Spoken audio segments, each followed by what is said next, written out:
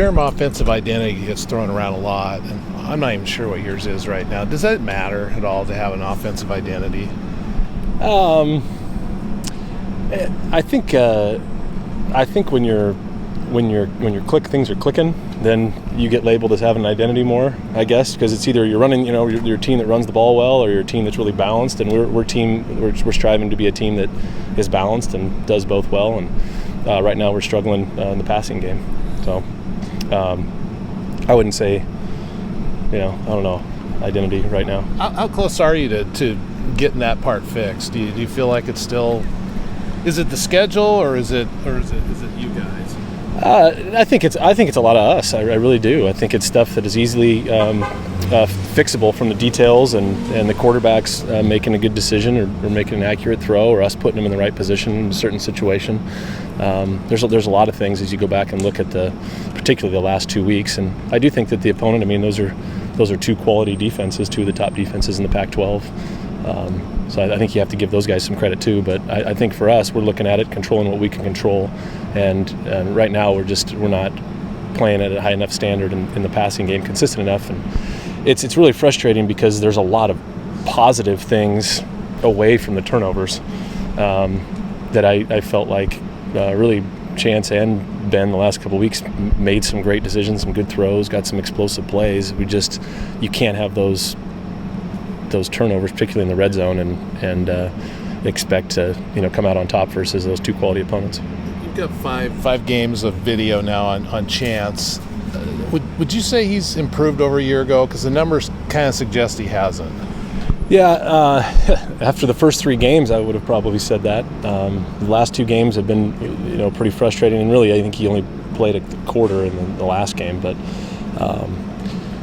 I think the guys that are around him, that on the day-to-day feel like he's improved a lot from last year, and I don't feel like the last game and a quarter are a good reflection of where he's at, an accurate reflection. I think it's just too small of a sample size, I guess, and we've got to get him to play at a higher level as coaches, and Chance, I think, would be the first guy to tell you that he hasn't played at the level that he's capable of the last couple of weeks. What was your impression of Ben on Saturday?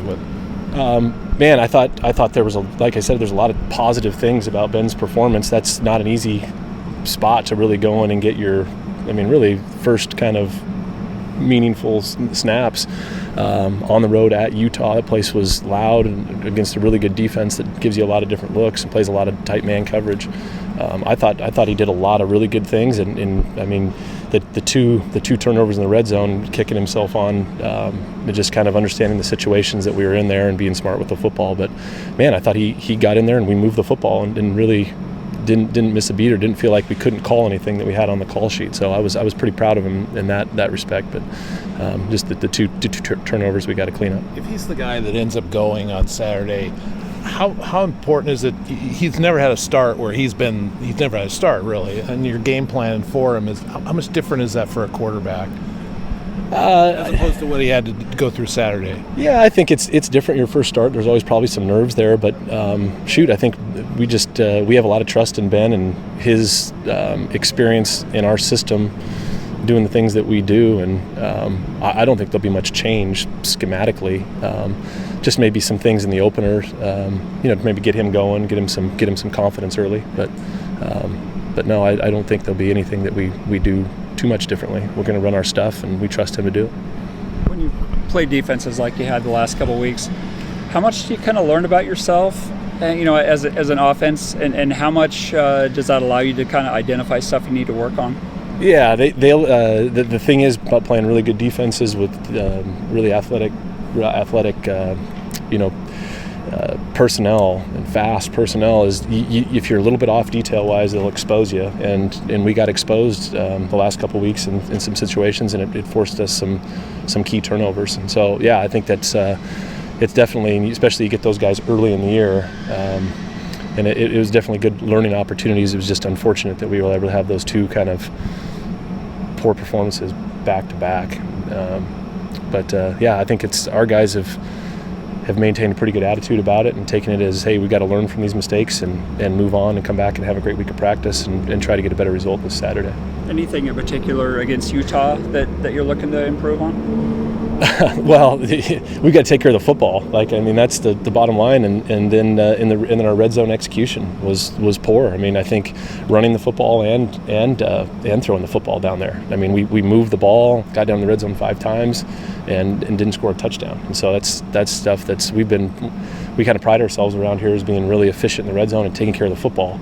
And we didn't do either of those things against those guys, and it was the reason that we were only able to get 16 points. And it was unfortunate because in the open field I thought I was pretty proud of our guys. I thought we executed and did some really good things and really moved the ball most of the day and gave ourselves opportunities to put up points and stay in the game. And those other turnovers and those minus those 4, 5, 6 plays was pretty frustrating. You've played and coached on a lot of teams and gone through difficult stretches, obviously. What causes a team to fracture in the locker room during a stretch like this, and what causes a team to stay together and get through it? Well, I think it's you don't experience a little bit of success, and you hear a little bit of some outside noise, and guys maybe that aren't playing as much, or maybe not getting as many touches. They start hearing it maybe from family, or they start hearing it from the media that maybe they should be doing stuff, or this is the reason that we're not having success, and it kind of breaks you from within. And that's one of the things I think, being around here, I feel like our culture is very strong like that, and I feel from coaches to players there's a trust in each other, and I think a lot of the players understand, hey, we got to stick to the process of what we do, and we're a good football team, and we don't have to make any crazy adjustments or whatnot. We've got to trust the things that we do and keep working hard and trust the process, and things will turn around. Of course. Jonathan was asked this yesterday, but is there anything you were seeing for not getting Jack more looks in the red zone?